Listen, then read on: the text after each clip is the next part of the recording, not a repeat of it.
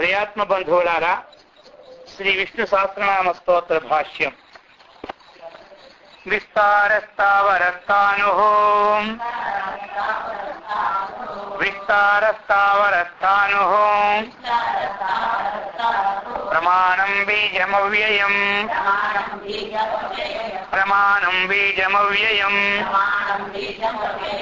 అర్థో అనర్థో మహాకోశో అర్థో అనర్థో మహాకోశో మహాభాగో మహాధనః మహాభాగో మహాధనః. విస్తారాయ నమః అంటాం మనం. ఏమి ఆ విష్ణుమూర్తికి విస్తారాయ నమః. విస్తారాయ అంటే ఎంతవరకు అయినా విస్తీర్యంతే సమస్తాని జగంతి అస్మిన్నితి విస్తారః. సమస్త జగములను కూడా వ్యాపించి ఉన్నవాడే విస్తారం. విస్తారం అంటే విశేషముగా అంతా వ్యాపించినవాడు. అది ఆ విస్తార పదం అలాంటిది అనమాట. విహీతార విస్తార తీసుకుంటే ఒకవేళ తరించేవాడు అనమాట, తరింపచేసే వాడు. అందుకని ఈ జగమంతా కూడా వ్యాపించినటువంటి వాడు అటువంటి స్వరూపం. ఇంకా స్థావరాయ నమః అంటారు. స్థావరం అంటే ఏమిటి? సుఖశీలత్వాత్తు స్థావరః. అది స్థావరం అంటే ఏమిటి? సుఖశీలం అన్నమాట, ఆనందమైనటువంటి స్వరూపం అన్నమాట. అందుచేత ఆయనకి ఇప్పుడు అటు ఇటు ఇటు అటు తిరుగుతూ ఉంటున్న వారికి ఏమో చెప్పండి, ఏమైనా సుఖం ఉంటుందా? ఇప్పుడు తెల్లవారు లేచి మొత్తం హైదరాబాద్లో తిరుగుతున్నాం అనుకోండి, ఇక తిరిగి అలవాటు అయిపోయినాడు, ఎవరికో తప్పదు కానీ తిరగకపోతే సుఖం ఉండదు. కానీ మిగతా వాళ్ళందరికీ దగ్గర ఆయన కూర్చుంటే సుఖమా, తిరిగితే సుఖమా? కూర్చుంటే సుఖం. అందుకే ఆయన స్థిరంగా ఉంటాడు అనమాట. ఆయన స్థిరంగా ఉంటాడు, అందుకే సుఖస్వరూపుడు అనమాట ఆయన. మరి ఒక టైము లేకుండా తిరుగుతున్నాం అనుకోండి, ఏమవుతుంది? శరీరం అలిసిపోద్ది, బర్లకైపోద్ది అనమాట, సుఖం ఉండదు. అందుకని ఆయన ఆ గతి నివృత్తి అంటే గమనము లేనివాడు. అందుచేత ఆయనకి అది విశేషం ఇస్తున్నారు, సుఖశీలత్వాత్. ఇక స్థానం అంటే తెలుసా అందరికీ? స్థానం అంటే ఒక చెట్టు ఉంటుంది కదా, ఆ చెట్టు అనేది కొంత కొట్టేసి ఒక భూమికి ఒక జాండో మూలడం ఉంటుంది, చికెన్ అది కొట్టి పట్టి వేస్తారు కదా, ఆ ముద్దుకి ఏమంటారు? కింద ఉన్న ముద్దు కాదు, చెట్టు భూమిలోనే ఉంటుంది, కొట్టేస్తాం, కింద ఉంటుంది, ఎప్పుడు ఏళ్ళతో తీసుకోవద్దు అనుకుంటాం, దాని పేరు స్థానం. అది ఎప్పుడైనా కదులుతుందా? ఎప్పుడు కదలదు. గంటకు 1000 కిలోమీటర్ల వాయువు వచ్చినా అది మాత్రం కదలదు, పన్నెండు చెట్లు మాత్రం పడిపోతుంటాయి. అది అందుకు స్థితిశీలాని పృథివ్యాధీని తిష్టంతి అస్మిన్నితి స్థానుహు అది చెప్తున్నాను అనమాట. ఇక్కడ స్థావర స్థానుహు అనేది ఒకటే పదంగా తీసుకోవచ్చు మనం. ఒకటి స్థావరం అన్నటువంటిది సుఖశీలమైనటువంటిది. అలాగని ఎక్కడ పృథివ్యాధులందరికీ కూడా ఏది ఆధారభూతమైందో, పృథివ్యాధి అంతటికి కూడా ఏది ఆధారభూతమైంది, దేని నుంచి ఏది పుట్టిందో అది ఆధారం అవుతుంది. ఆత్మ నుంచి ఆకాశం వచ్చింది, ఆకాశం నుండి వాయువు వచ్చింది, వాయువు నుండి అగ్ని, అగ్ని నుండి జలం పుట్టింది, జలము నుండి పృథ్వీ పుట్టింది అనమాట. అందుకని ఈ పృథివ్యాధులకు అంటే ఈ ఆకాశాదులన్నిటికీ కూడా ఆధారమైంది కాబట్టి దాని పేరేమిటి? స్థావర స్థానుహు అన్నటువంటిది చెబుతున్నారు.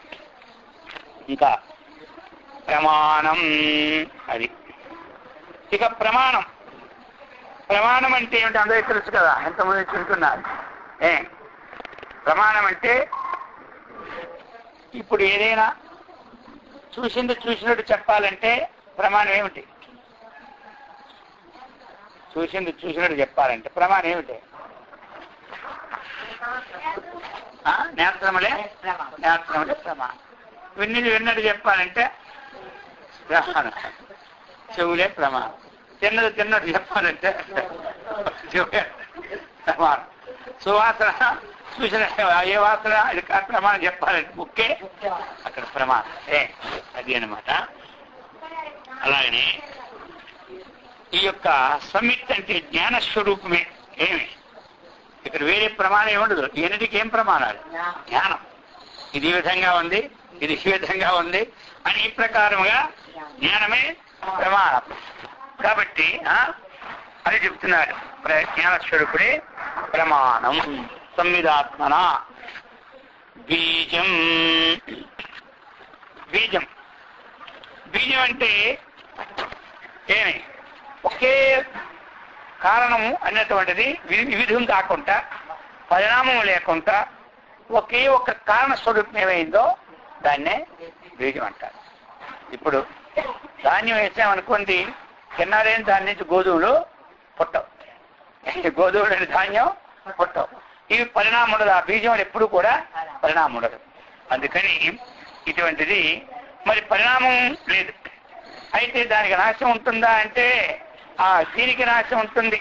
లోకంలో ఉన్నటువంటి ఏ బీజం అయితే ఉందో ఆ బీజం కొన్నాళ్ళు పోతే తడిచిపోయినా, లేకపోతే ఏదైపోయినా పుచ్చిపోయినా పాసి ఉంటుంది. కానీ జగత్తుకి కారణభూతమైన ఏ బీజం అయితే ఉందో అది అవి నాశము కానటువంటిది అనమాట ఎల్లప్పుడూ. అందుకని ఆయనకి ఓం బీజం బియాయ నమః అవ్యాయ నమః అర్థో అనర్థః. ఇక అర్థ అనర్థ రెండు పేర్లు ఉన్నాయి ఆయనకి. అర్థం అంటే ఏమిటి? ప్రయోజనం. ప్రయోజనము కొరకు అందరూ భగవంతుని మనం అర్థిస్తాం.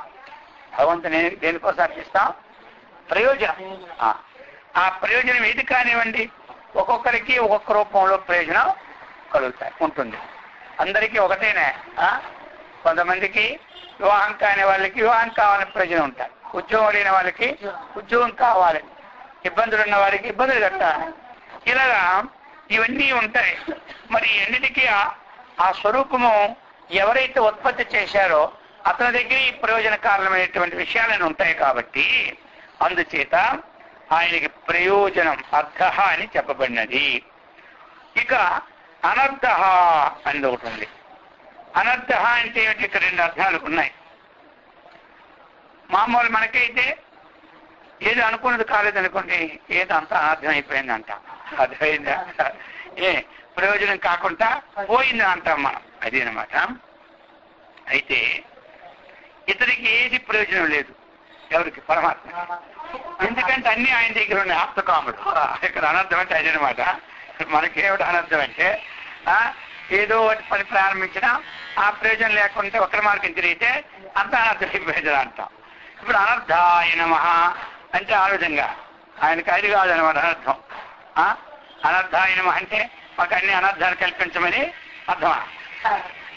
అర్థాయ నమః అంటే మాకు ప్రయోజనం కల్పించమని అర్థం వచ్చేసరిపే. ఈ అనర్థాయ నమః అంటున్న అనర్థానికి మాకు ఈ అర్థంగా తెలుసు కదా స్వామి అంటే ఆయనకి ఈ ఎన్నిటితో ప్రయోజనం ఏమీ లేదనమాట. జగత్తులో ఉన్న వస్తువులతో ప్రయోజనం లేనివాడు కాబట్టి ఆయనకేమన్నా అనర్థాయనం అంటే నీకు ఆప్తకాముడు అంటే అన్నీ నీ దగ్గర ఉన్నాయి. అర్థమైందా? ఇప్పుడు మన దగ్గర ఏది లేకపోతే కదా ఉదయం కోణాలు ఉంటుంది. మన దగ్గరే కొడుకులకి మనవలకి పుని మనవలకి సరిపోయినంత ఆస్తులు ఉంటే కోరేదేముంది ఇప్పుడు మనకి. ఇంకా ఇప్పుడు మనకెంత అనర్థం అనమాట. అనర్థం అంటే అర్థం ఏ అర్థంతో కూడా ప్రయోజనం లేదు. అందుకే ఆ విధంగా ఉన్న వాళ్ళందరూ అనర్థాయ నమః. ఇక చూడు మహాకోశ. మహాకోశం అర్థమైంది కదా. ఈయన గుహ్యాతి గుహ్యం అనమాట. కనపడడం ఎవరు? పరమాత్మ. అజ్ఞానుల దృష్టిలో పూర్తిగా కనపడడం. ఈయన మహాకోశం. ఏ కోశము? అన్నమయ కోశము, ప్రాణమయ కోశము, మనోమయ కోశము, ఇంకా విజ్ఞానమయ కోశము, ఆనందమయ కోశం. ఈ కోశముల చేత ఏమైతే స్థితులు కప్పబడి ఉన్నాయి. కోశముల చేత కప్పబడి ఉన్నాయి. పంచకోశానికి అతీతుడు. ఇప్పుడు సూర్యుడు మనకి కనపడడం లేదు ఈరోజు. ఎందుకు? మేఘాలు ఉన్నాయి. మేఘములు ఉన్న చేత ఈ మేఘము కోశమైంది ఇప్పుడు ఆయనకి ఆచ్ఛేదానికి. అయితే మనకి కనపడదు. ఈ సర్వవ్యాపి అన్నమాట. ఇప్పుడు ఇక్కడి నుంచి మన ఆల్వాళ్ళలో చూస్తే అక్కడ ఎండ దంచుతూనే ఉంటుంటుంది, అర్థమైందా? కాబట్టి సర్వవ్యాపి ఇతడు. ఆ ప్రకారముగా మొత్తం అందరికీ కోశాలా ఎవరైతే ఆత్మవిచారణ చేశారో వారి పంచకోశానికి అతిథిగానే కనబడతాడు. లేనివాడికి కూడా పంచకోశాతీతుడే, కానీ ఏమి ఆ పంచకోశాతిని కప్పబడి ఉంటాడు. అందుచేత ఈ ప్రకారంగా స్తుతింపుడుచున్నాడు. మహాభోగ ఆయనకి. మహాభోగం అంటే ఏమిటి చెప్పండి? గొప్పదైనటువంటి సుఖాన్ని ఎవడు అనిపిస్తుంటాడో వాడిని ఏమంటాడు? మహాభోగం అంటాడు. గొప్పదైన సుఖాన్ని ఎవరు లోకంలో అనిపిస్తే వాళ్ళందరూ ఏమంటారు? మహాభోగులు అంటారు. అయితే ఆ సుఖం అన్నటువంటిది పరమాత్మ దగ్గర శాశ్వతంగా ఉంటుంది. మన దగ్గర ఒకప్పుడు ఉంటుంది, ఒకప్పుడు ఉండదు. మన దగ్గర ఎల్లప్పుడు ఉంటే మనం కూడా ఏమైపోతాం? మహాభోగమే. మహాభోగం అంటే మన దగ్గర ఎప్పుడు అసుఖం ఉందనుకోండి, మనకు కూడా మహాభోగమే. అందుకు ఇక మహాధన మహాధనాయ నమః. మహాధన ఏమి ఆయన ఏది అనుభవించాలనుకున్నా కల్పవృక్షం కింద ఉన్నట్టే ఉంటుంది ఆయనకి. కల్పవృక్షం కింద ఉన్నవాడికి ఏమిలో చెప్పండి, ఏది కోరుకుంటే అది వచ్చిపోదు. అలాగని అన్నీ కోరుకోకండి, అర్థమైందా? అలాగని అన్నీ కోరుకున్నాడు అనుకో, అన్నీ వచ్చేస్తాయి. దాంతో మరి మాకు పడలేం. ఒక ఆయన అలాగే అక్కడ కూర్చోండి, అరిసి ఇచ్చాడు. వాడికి ఆ చెట్టు సంగతి తెలియదు. నీళ్ళలో ఉన్నాడు, హాయిగా నిద్రపోతున్నాడు. ఆ సుఖంగా నిద్రకు అనుకున్నాడు అనమాట. ఆహా, ఇక్కడ ఒక పెద్ద పట్టి మంచం ఉంటే బాగుంది కదా అనుకున్నాడు. వెంటనే పట్టి మంచం వచ్చేసింది. ఇప్పుడు అనుకున్నాడు పెద్ద పరుపు ఉంటే బాగుంటుంది కదా అనుకున్నాడు, పరుపు వచ్చేసింది. ఇక ఆ తర్వాత అన్ని దిండుంటే దిండు వచ్చేసింది. ఇక్కడ ఒక ఫ్రిడ్జ్ వాటర్ ఉంటే బాగున్న ఫ్రిడ్జ్ వాటర్ వచ్చేసింది. ఇక్కడ టీ ఉంటే బాగుంది, టీ వచ్చేసింది వెంటనే. అర్థమైందా? ఏ ఛానల్ పెడితే ఆ ఛానల్ వచ్చేస్తున్నాయి అన్నమాట వెంటనే. అప్పుడు ఇన్ని వచ్చినాయి కానీ మా భార్య గారు ఉంటే బాగుంది కదా అనుకున్నాడు. ఆవిడ వచ్చేసింది. ఆవిడ వస్తున్న చూసి ఇవన్నీ నమ్మినాడు. ఈవిడ ఒక పెద్ద పుల్లాగా ఉంది కదా, పెద్ద పుల్లి అయిపోయింది. ఇది మింగేస్తే మమ్మీ చేసింది అనమాట.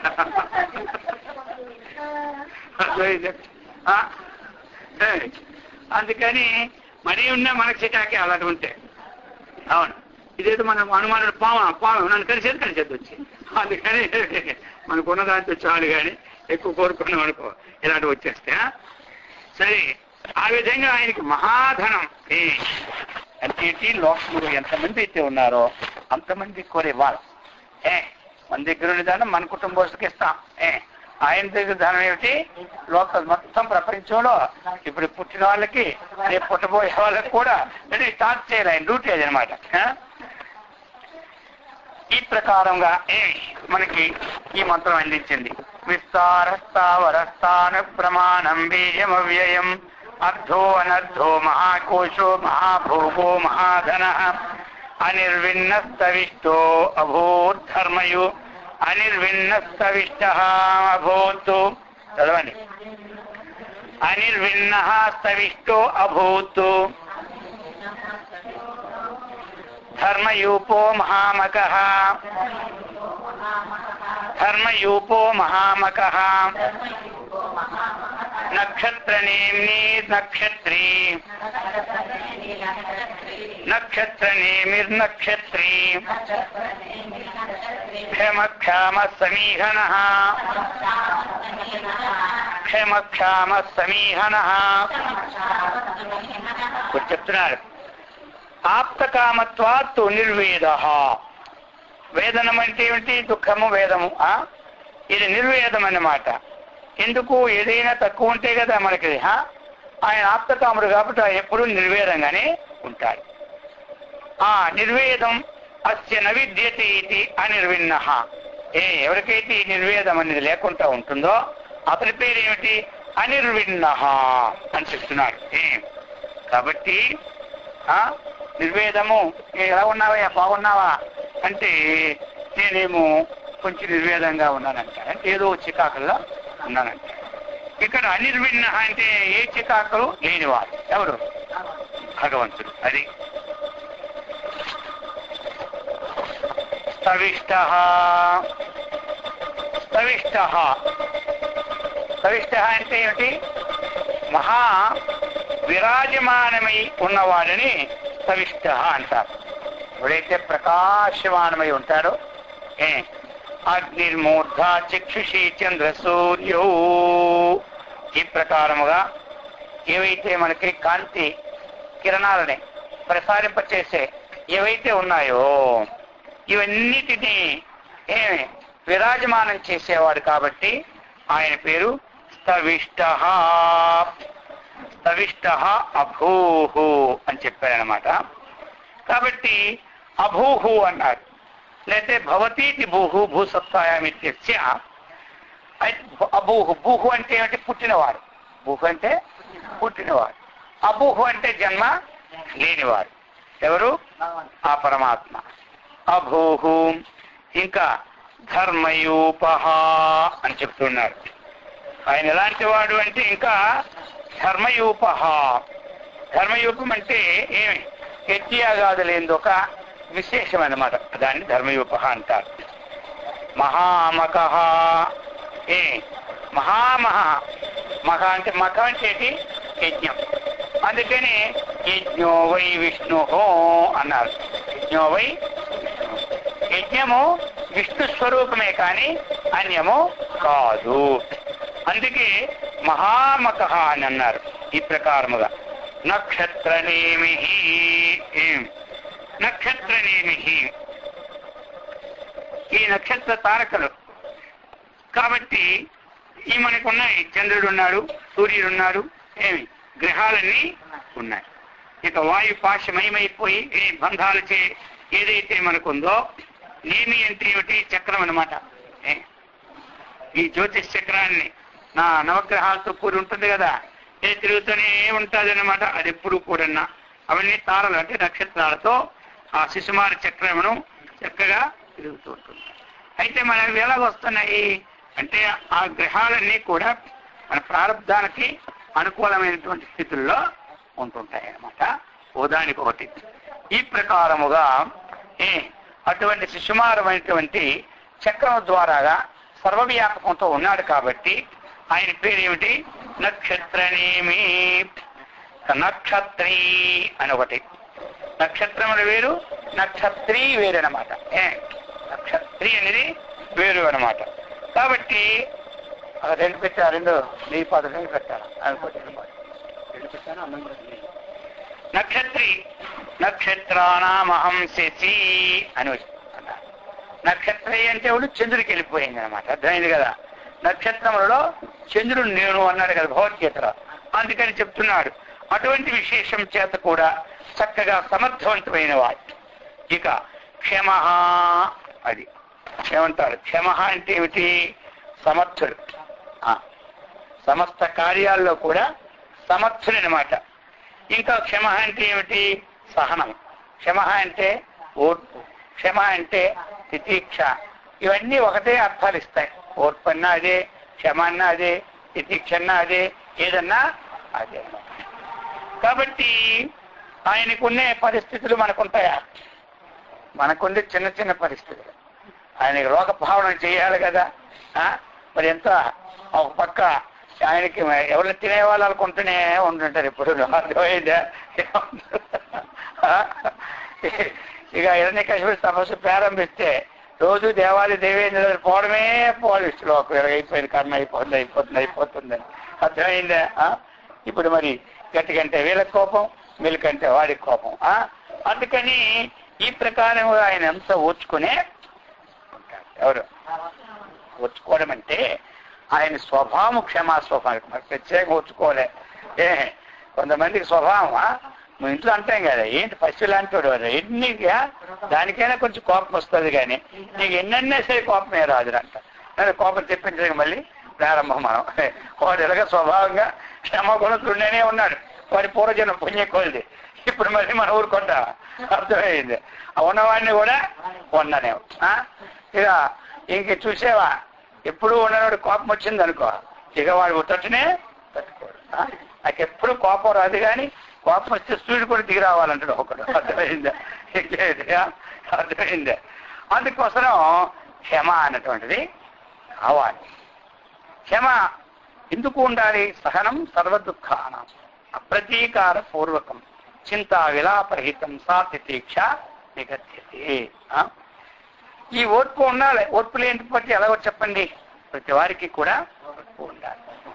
మనకు వచ్చినటువంటివన్నీ కూడా మనం చేసుకున్నవే కానీ ఇతరులు పెట్టేవి కావు. చేసుకున్న వారికి చేసుకున్నంత అంటారు మా స్వామి వారు ఎప్పుడు ఉపన్యాసాలు. అర్థమైందా? కాబట్టి ఆ చేసుకున్నది పుణ్య విభాగం అయితే సుఖమైన అనుభూతులు కలుగుతాయి, పాప విభాగం అయితే దుఃఖమైన అనుభూతులు కలుగుతూ ఉంటాయి. మరి ఈ రెండు వచ్చినప్పుడు మనం తట్టుకొని ఓర్చుకోవాలి. ఏం చేయాలి? ఓర్చుకోవాలా? ఇంతకుముందు కూడా చెప్పాను, నరునికి ఆభరణం ఏమిటి అంటే రూపం. అర్థమైందా? రూపముండి ఇంకా ఆభరణం ఏమిటంటే గుణం. గుణముండి ఇంకా ఆభరణం ఏమిటి అంటే ఏమి? జ్ఞానం. అయిందా? యుక్తాయుక్త విచక్షణ జ్ఞానం. రెండవది ఈ యొక్క ఆత్మజ్ఞాన సంబంధం, అది కూడా తీసుకోవచ్చు. ఈ ఆత్మజ్ఞాన సంబంధం ఉన్నవాడు కూడా ఇంకా వాడికి అలంకారం ఏమిటి అంటే ఓర్పు అన్నాడు. అయిందా? ఓర్పు. అందుకని ఇది మనం స్వయంగా అలవర్చుకోవాలి. ఇది మనం స్వయంగా అలవర్చుకోవాలి. ఏది అలవర్చుకోవాలని చెప్పండి. అన్నీ నేర్చుకుంటున్నావా లేదా? మనం లోకంలో ప్రతి పని నేర్చుకుంటున్నావా లేదా?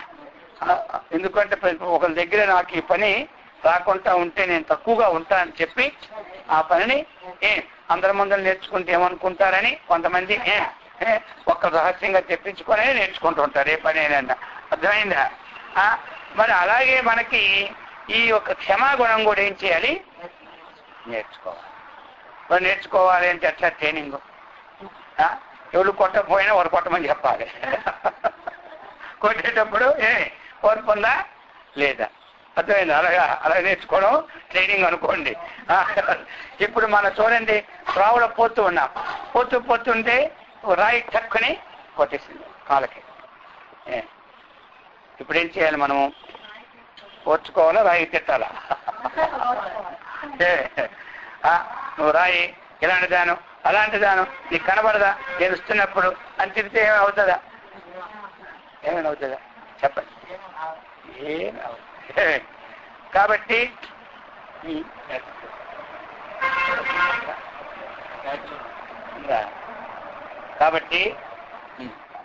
కాబట్టి ఏం చేయాలి? ఓర్చుకోవాలి. ఏం చేయాలి? ఓర్చుకో. ఇప్పుడు ఇది ఎందుకని మనం ఓర్చుకుంటున్నావా లేదా? రాయి కొట్టేటప్పుడు మనం ఓర్చుకుంటున్నావా లేదా? ఓర్చుకోలేదు. ఎందుకు ఓర్చుకుంటున్నాము? ఇంట్లో వాళ్ళు వచ్చి ఊరుకుంటారా? నేను చూడకుండా చేసిన పని కాబట్టి నేనే ఓర్చుకోవాలని వాళ్ళుంటారు. నిన్న కూడా చెప్పున్నా, మనం ఏదైనా కోస్తూ ఉన్నాం, దొండకాయలు వంకాయలు కోసేటప్పుడు గబాలు నా కత్తి ఇక్కడ పడిపోయింది. ఇప్పుడు ఏం చేస్తాం?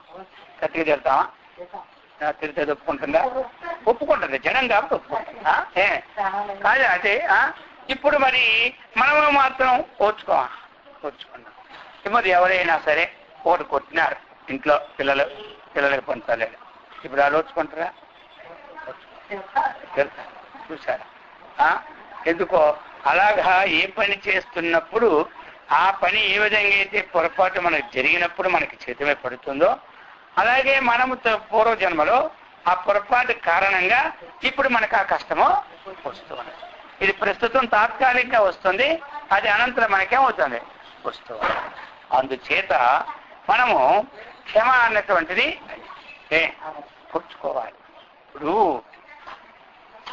ఇతరులు పెద్దవాళ్ళు ఎందుకు ఉదాహరణ చెప్పుకోవడము అంటే, అటువంటి వాళ్ళే మనకు అంత చల్లగా ఓర్చుకునేటప్పుడు మనం ఎందుకు ఓర్చుకోకూడదు అన్నటువంటి తెచ్చుకోవడానికి. సమర్థ రామదాస్ గారు పోతూ ఉన్నారు. పోతూ ఉండేటప్పుడు ఆ శిష్యులతోని ఆయనకి ఏం చేశారు? అక్కడ 12 గంటలకు వెళ్ళారు. ఆకలేమో వచ్చింది. ఆ ఆకలి వేస్తుండేటప్పుడు ఏం చేయలేకపోయారు. పక్కన చెరుకు తోట ఉంది. ఆయనతో చెప్పారు గురువు గారితో శిష్యులు, మేము వెళ్ళి చెరుకు కోసుకుంటాం అన్నారు. ఈయన ప్రేమనాలి, చెరుకు ఈయనవి కావు. ఏమైందా? ఇప్పుడు కోసుకోమంటే ఒక బాధ, కోసుకోలేకపోతే ఆకలితో పోతున్నారు. ఆయన ఏమి అనుకుంటూ ఊరుకున్నారు. ఏమనగా మౌనం అర్ధాంగీకారం శాస్త్రం చదువుకున్నాం కదా మనం ఇంతకుముందు. అందుకని మౌనంగా ఉన్నారంటే మనం తీసుకోమని చెప్పారు కాబట్టి వీరు వెళ్ళిపోయినారు. వెళ్ళిపోయి అన్ని చేసుకొని 2 గంటలేమో అర్థమైందా?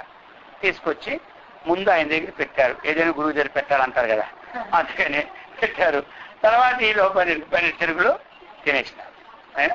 ఇక తినేసేసారు. ఆయనకి వచ్చేసి వాళ్ళతో వెళ్ళారు, చేతులు కాలు కడుక్కోడికి అక్కడ నీళ్ళకి. ఈలోగా యజమాని వచ్చాడు, చూశాడు. ఆ పెద్ద ఫ్యాక్టరీలాగా ఉంది పిప్పి మొత్తం చూశాడు. దేవుడు ఇది చూసి ఈయనున్నాడు.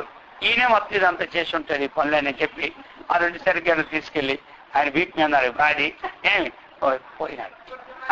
పోయేసరికి తర్వాత ఆలోచన్నారు ఎవరు శిష్యుడు. ఈలోగా చూశాడు, ఈ గెల్ల ఎందుకు పెట్టాడు చూసావా, ఈయన పెట్టకపోయిన వాడు కొడతాడా, అర్థమైందా, వెళ్ళి పెట్టామని అడుగుతాడు. ఇప్పుడు ఏమీ లేదు, వాళ్ళ ధర్మ ప్రకారం గురువుకు సమర్పించి మహాజనాలు కదా వాళ్ళు పెట్టుకున్నారు, అయిపోయింది. ఇక బీపాల తట్లు సాయంకాలంకి వెళ్ళారు. చెప్పడం ఎందుకంటే ఓట్ పనిది. సాయంకాలంకి వెళ్ళారు. ఎక్కడికి? రాజుగారు.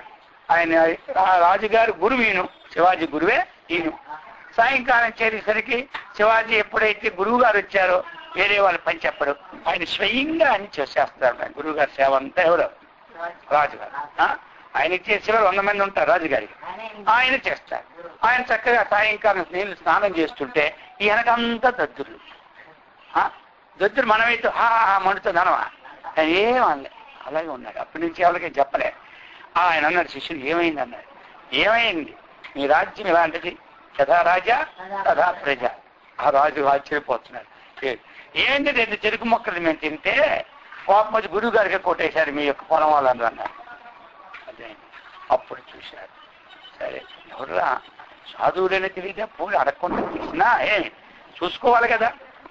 ఆ తర్వాత ఒక ఎక్కడైతే అప్పుడు తప్పులు జరిగితే ఏం చేయాలంటే వాళ్ళ డైరెక్ట్ కొట్టే అధికారాలు లేవు. అయిందా, ఆ రాజుగారి దగ్గరికి వెళ్ళి ఫిర్యాదు ఇవ్వాలి, అప్పుడు శిక్షించే అధికారం రాజు కదా. సరే ఏదైనా కానీ అని చెప్పి ఈయనకి అంత పరిచయం చేసి 2 రోజుల తర్వాత ఒక రోజు అయినా మీటింగ్ పెట్టారు. మీటింగ్ పెట్టి ఆ రోజు ఆయన రమ్మని చెప్పారు. ఎవరిని? కొట్టు పొలం. ఆ పొలం ఎవరిదంటే రాజుగారిది అనమాట. భూములు అవన్నీ రాజుగారి పూర్వం ఎవరికి లేవు భూములు. రాజుగారి భూములు కప్పానికి ఇది తీసుకుంటుంటారు అందరూ. అలాగే ఇప్పుడు ఆక్రమించేసుకున్నారు అన్ని దగ్గర రాజు భూములను దున్ని. ఆ ప్రకారంగా సరే తీసుకొచ్చారు. ఆ రోజు సభలో ఎవరున్నారనుకున్నారు? ఈయన కూర్చొని పెట్టారు. గురువు గారు వచ్చినప్పుడు సింహాసనం మీద ఆయన కూర్చోడు, ఎవరు? రాజుగారు. ఆయన కూర్చొని పెడతారు. ఆ రోజు ఆయన కూర్చున్నాడు. వీళ్ళందరూ జనాలు అన్నారు. ఇప్పుడు అంటున్నారు, ఆయనకి తీర్మానంలో మీరు ఏది తీర్మానం చేస్తే అదే అని అన్నారు. ఎవరిని? గురువు గారు. వాడు చూశాడు, కూర్చోవాడు. వాడు తలకాయ ఇది ఇప్పుడు కాలు ఉడికిపోతున్నాయి. ఈ రోజు కోపం ఉంది కాబట్టి నన్ను ఏదైనా ఇక్కడనే బహిష్కరణైనా చేస్తాడు, లేకపోతే ఊరైనా తీసేయమంటాడు అని ఆయనకి జ్వరం వచ్చి నీరస అయిపోతున్నాడు. ఎవరు? అధికారం అంటే ఈయన చేతిలో ఉంది కదా. అప్పుడు అన్నారు మంత్రి గారు, తమరు ఆజ్ఞ వేస్తే ఆ ప్రకారంగా చేస్తారు. అయితే నెలకి ఎంత కడుతున్నాడు ఈయన అన్నారు.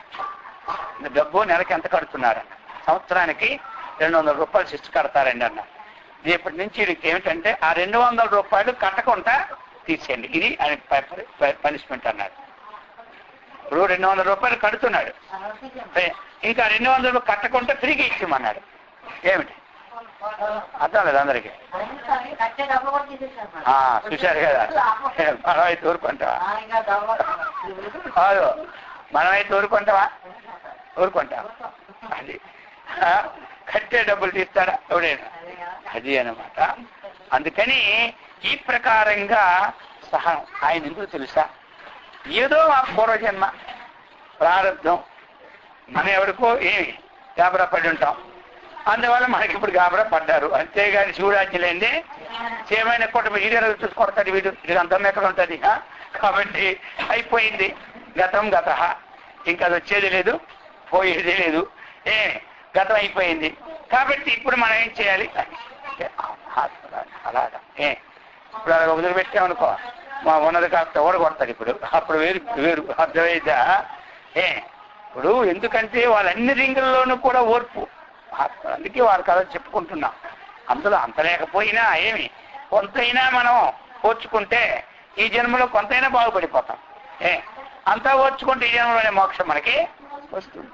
ఇప్పుడు తులసీదాస్ ఉన్నాడు, తులసీదాస్ ఆయన ఏం చేస్తారు చెప్పండి? ఇలాగే భోజనాలు పెద్దది ఉంటుంది, ఆ భోజన హాళ్ళు అన్ని 4 పక్కల తలుపులే తీసి ఉంటాయి. అంటే ఓటు పని చెబుతున్నా ఆ ఓటు తీసే ఉంటాయి. అందరూ ఆ పనిస్తే పాత్రలు పోతూనే ఉంటుంటారు.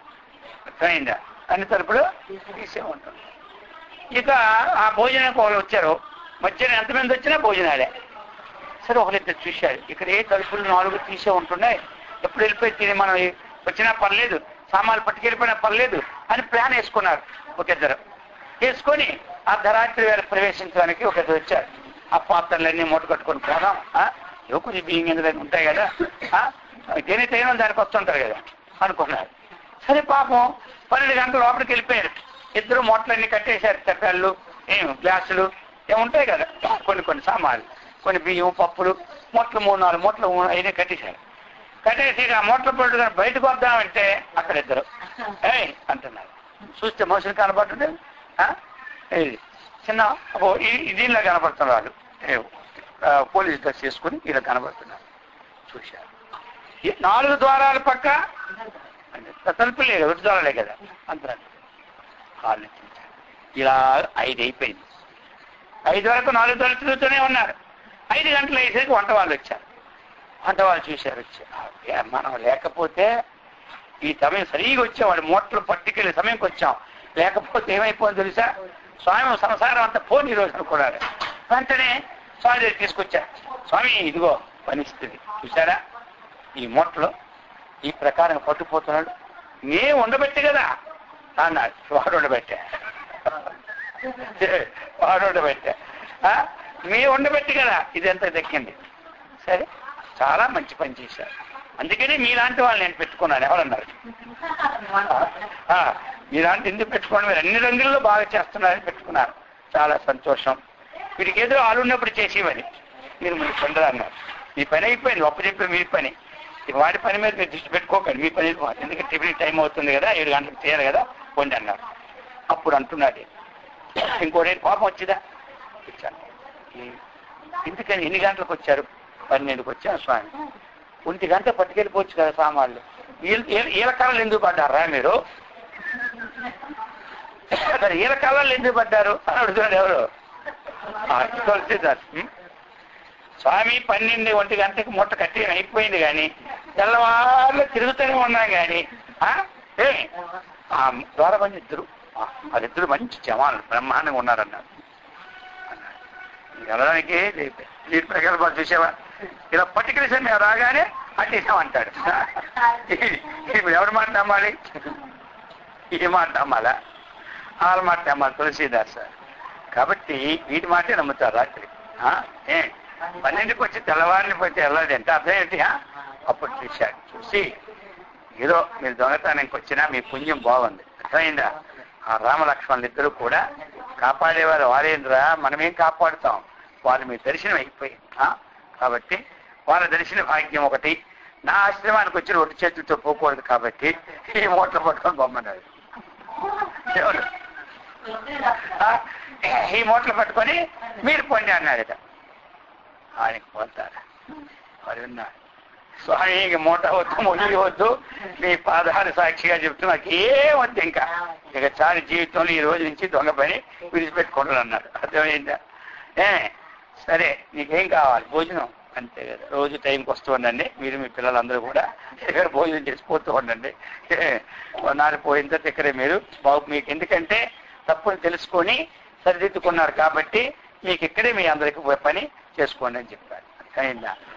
అలాగా ఏమిటి అంటే ఆ ఓర్పు అన్నటువంటిది చాలా అవసరం.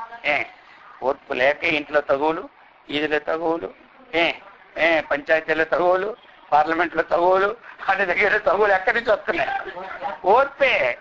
అత్త చెప్పిన మాట కోళ్ళు ఒప్పి పట్టి వెందు, కోళ్ళు చెప్పిన మాట అత్త కూడా ఒప్పి పట్టి వెందు. అర్థమైందా? అందుకే తగువులు ఎక్కువైపోతున్నాయి. కొంచెం వినాలి. వినదగుని ఎవరు చెప్పినా వినినంతనే వేగపడక వివరింపతగును.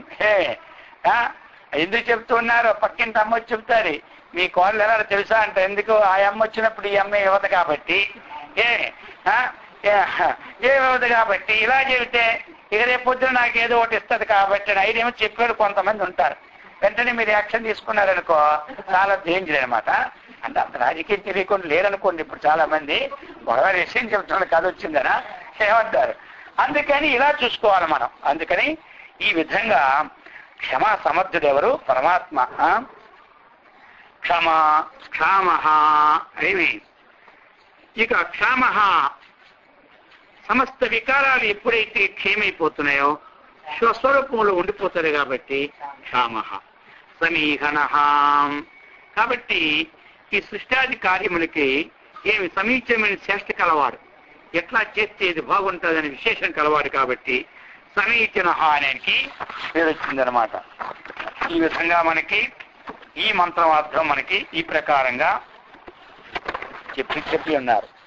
అనిర్విన్నస్తవిష్టో భూధర్మయూపో మహామకః నక్షత్రనేమ్నీర్నక్షత్రీ క్షమక్షామ సమీహన యజ్ఞయుజ్యో మహేజ్యశ్చ యజ్ఞయుజ్యో మహేజ్యశ్చ ప్రతుస్తత్రం సతాంగతిః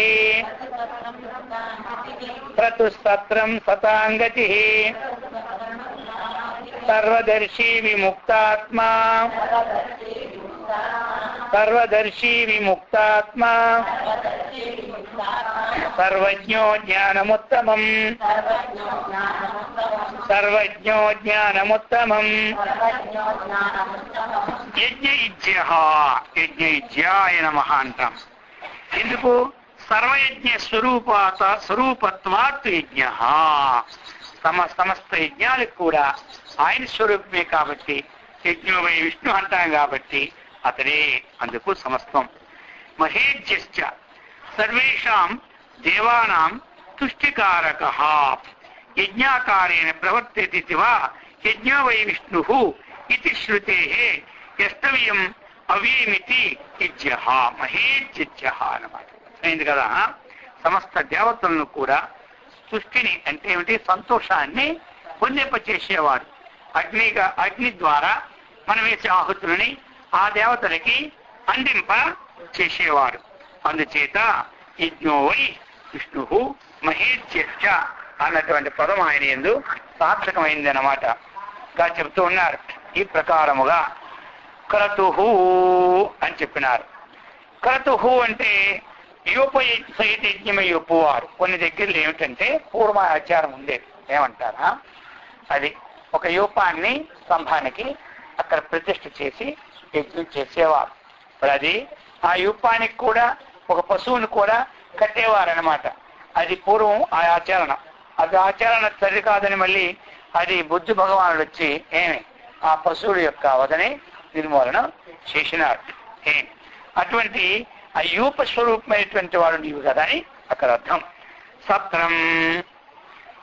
ఇక్కడ సత్రం అంటే ఒక విధివాక్య ప్రమాణం కలిగినటువంటిది ఏదైతే ప్రకాశమానమై ఉంటుందో దాని పేరు సత్రము అని పేరు అన్నమాట. సతహ త్రా. సతహ అంటే ఏమిటి?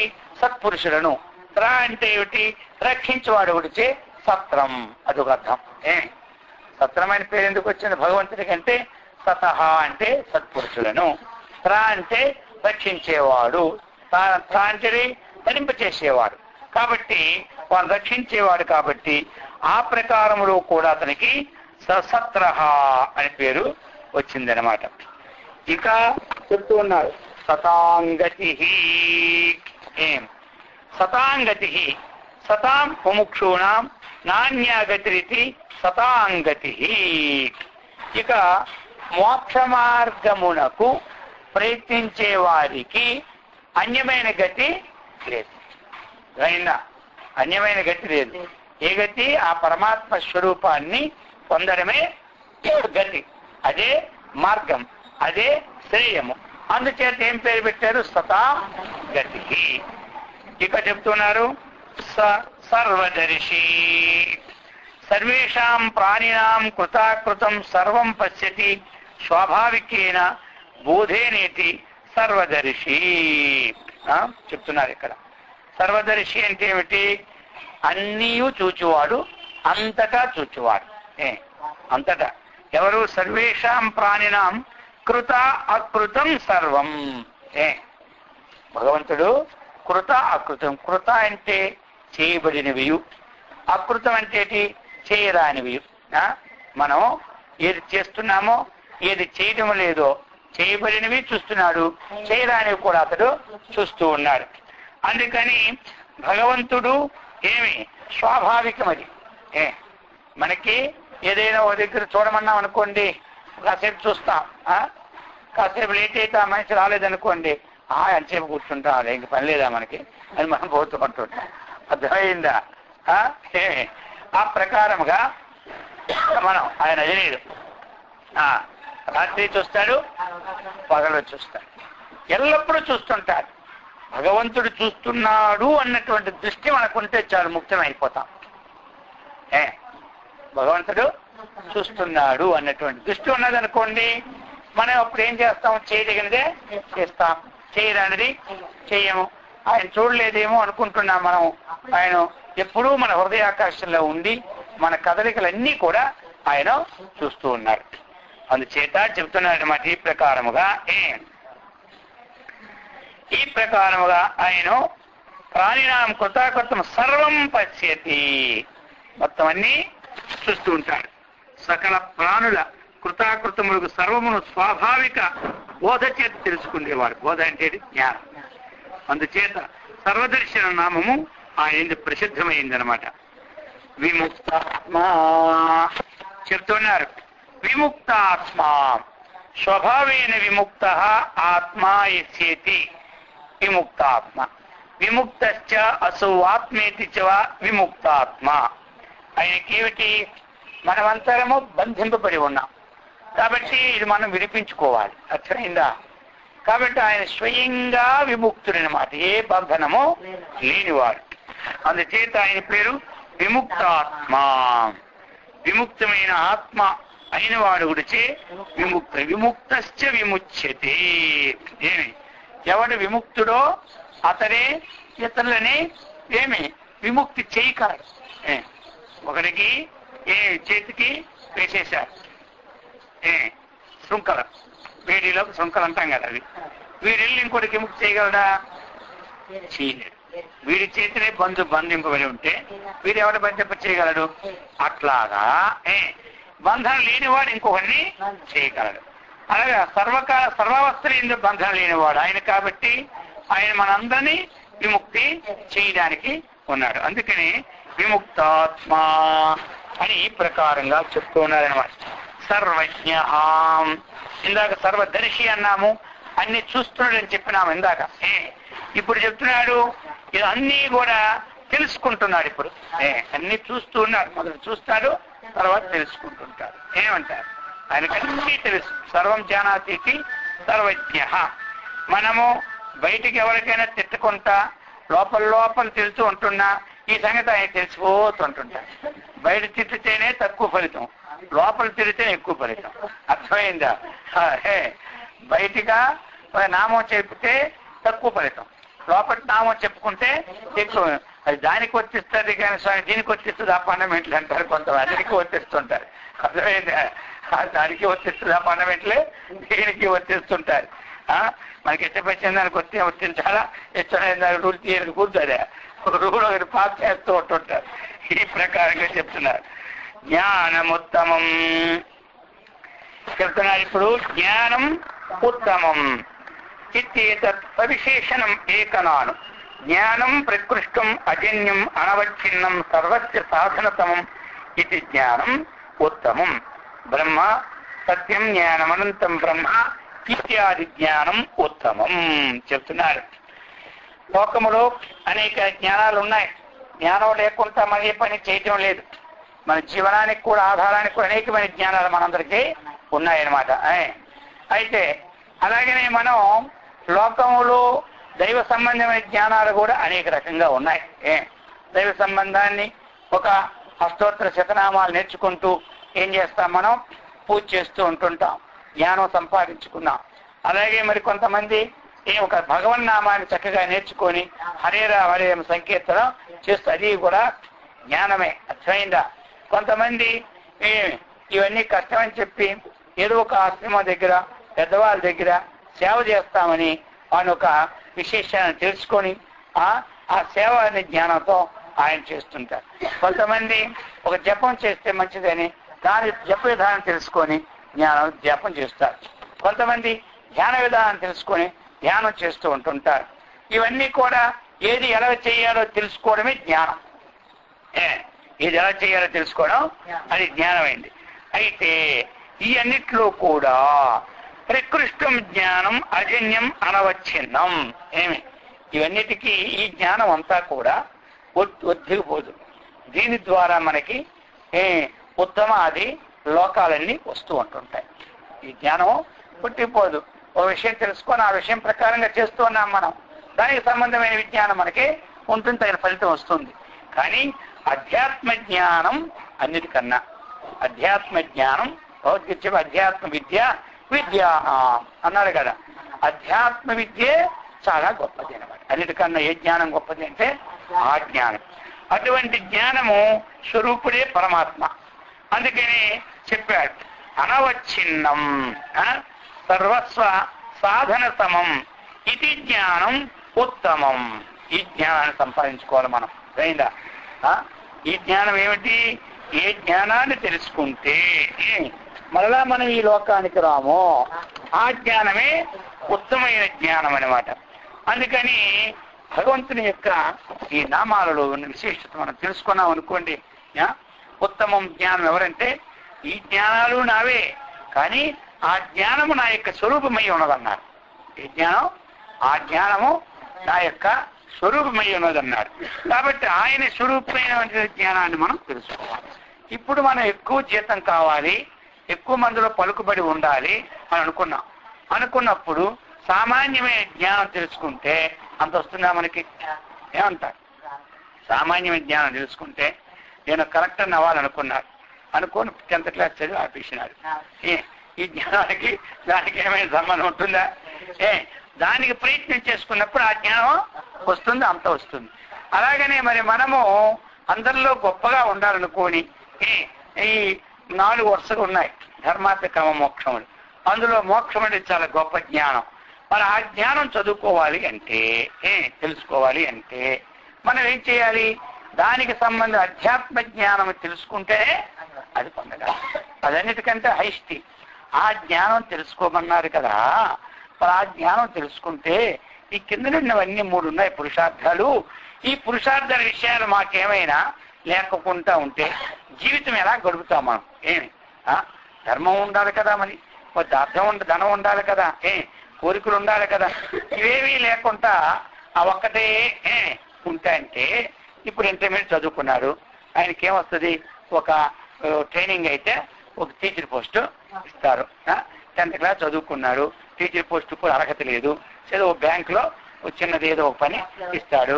BA చదువుకున్నాడు, సరే ఒక క్లర్క్ పోస్ట్ ఇస్తాడు. MA చదువుకున్నాడు, ఏదో ఏ ప్రిన్సిపాల్ పోస్ట్ ఇస్తాడు. అర్థమైంది కదా? దీంతో తృప్తి పొంది ఉండిపోయేటికి ఇవే వస్తాయన్నమాట. వీటన్నిటిని అధిగమించుకొని కలెక్టర్ పోస్ట్ సంపాదించేసుకున్నాడు. ఇప్పుడు దాంట్లో ఇవన్నీ ఉన్నాయా లేదా? వీళ్ళందరికీ ఇప్పుడు అధికారి అయిపోయినాడు. అర్థమైందా? ఈ లోకంలో ఉన్నటువంటి వాళ్ళు అధికారి అయిపోయారు. వీళ్ళందరికీ వచ్చే జీతాలు అందరూ వస్తున్నాయా లేవా? అవును లేదా? వస్తున్నాయి కదా. అలాగనే మనము ఆత్మజ్ఞానం కోసం పాటుపడితే ఆయన ఆప్తకాముడు కాబట్టి అన్ని ఆయన దగ్గర ఉంటాయి కాబట్టి ఆ జ్ఞానము వస్తుంది, దానికి తగిన హోదా వస్తుంది. ఈ కింద అన్నీ మనకే వచ్చినట్టే, అన్ని ఆటోమేటిక్ వచ్చేస్తున్నాయి. ఇది ఇక్కడ వరకే చూసుకొని చాలే, అంతకే ఎక్కడికి వెళ్తామంటే వీడికి ఎప్పుడు ఇంత ఎంత వచ్చినా చాలు. ఇప్పుడు 10th క్లాస్ కారు ఇస్తారు ఎవడైనా? ఎవరో ఫ్యాక్టరీలో ఉన్నప్పుడు 10కి దారే కారు ఇస్తారు, కానీ సొంతగా కారు ఇస్తారో చెప్పండి. మరి కరెక్ట్గా ఎన్ని కార్లు? ఎక్కితే ఒక కారు, దిగితే ఒక కారు, పోతే ఫ్లైటే, వస్తే ఫ్లైటే. పైసా డబ్బు ఖర్చు ఉండదు, జీతం వచ్చేస్తాడు. ఈయన కరెక్ట్ అని చెప్పి అందరూ సాగుజరికి వచ్చి మా తీరు పనులు చేస్తారు. అలా కర్ర జరిగిలా వచ్చి చేరిపోతారు ఎవడైనా? ఒట్టి చెప్పినట్టు చూసినారా? ఎవడు పోడు. ఎందుకంటే విభూతి మస్తత్వం శ్రీమతోచితమేవ. ఆయన అది ఇది అన్నమాట. ఏ రోజుకి ఎన్ని సామాన్లు సర్దుకొని సర్దుతుంటారు ఇంటి దగ్గర. అన్ని సామాన్లు వస్తూ ఉంటుంటాయి, ఈ జీతాలు వస్తూ ఉంటుంటాయి, ఇన్ని వస్తుంటాయి.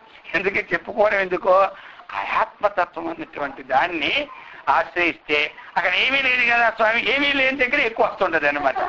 ఉన్న దగ్గర ఉన్నది ఒక్కటే వస్తుంది, కానీ ఇంకొకటి రాదనమాట. అక్కడే ఎవడైనా నిండా ఉన్నట్టు బిందె ఎప్పుడు కొనక అర్థమైంది కదా. ఈ తక్కువ ఉన్నవాడే డబ్బులు నా దగ్గర ఉన్నాయి, చూసావు అంటాడు. ₹1,00,000 కట్టున్నాడు, ఎవరికీ తెలియదు. వాడి జాబులు 1,00,000 తెలిసిన ఈ డబ్బా వాయిస్తుంటాడు కాబట్టి ఈ దగ్గర ఎక్కువనే అనుకుంటా. అలాగనే పరమాత్మ ఏ లేని వాళ్ళ ఉంటాడనమాట. అర్థమైందా? అది ఆయన పట్టుకుంటేనే అన్ని వస్తుంటాయి. అందుకని ఈ విధంగా మనం చక్కగా తెలుసుకొని అందరూ సత్కర్మనిష్ఠులై, భగవద్భక్తులై, ఆత్మజ్ఞాన సంపన్నులై, బ్రహ్మానందముతో విరాజిల్లినట్లు ఆ గురుదేవులు శ్రీకృష్ణ పరమాత్మ మనందరికి ఇచ్చి సదా రక్షించుగాక. ఓం సహనావతు సహనౌ భునత్తు సహ వీర్యం కరవావహై తేజస్వినావధీతమస్తు మా విద్విషావహై. ఓం శాంతి శాంతి శాంతి. హరి ఓం తత్సత్తు.